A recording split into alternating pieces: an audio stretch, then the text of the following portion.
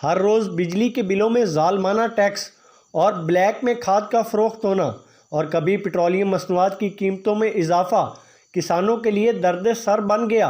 पहले ही शदीद मुआशी बदहाली का शिकार किसान इस क़यामत खेज़ महंगाई से और ज़्यादा परेशान हो गए हैं। पाकिस्तान किसान इत्तेहाद का शदीद एहतजाज।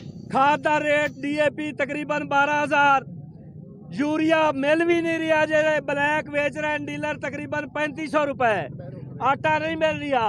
ये जी माफिया, खाद माफिया, आटा माफिया, हुकूमत का कोई कंट्रोल ही नहीं। हुकूमत तो पाकिस्तान में है ही कोई नहीं, कोई रूल ऑफ लॉ नहीं है जनाब। किसान जेड़ा पिस चुका है। खाद महंगी है या जी आपड़ा वाले इतना बिल ज्यादा ला गल रहे साढ़े को नहीं भरे जाते।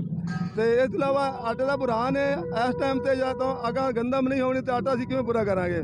खाद और बिजली जेड़े सस्ती की जाए तो असीं बहाल हो सकने किसान। आरिफवाला में किसानों का एहतजाज करते हुए मजीद कहना था कि वज़ीर आज़म पाकिस्तान ने जो किसानों से वादे किए थे उसे पूरा करें।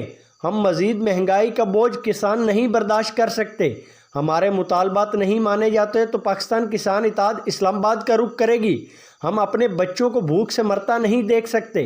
कैमरामैन टीम के साथ खान कमरुज़मान, वाइस न्यूज़, आरिफवाला।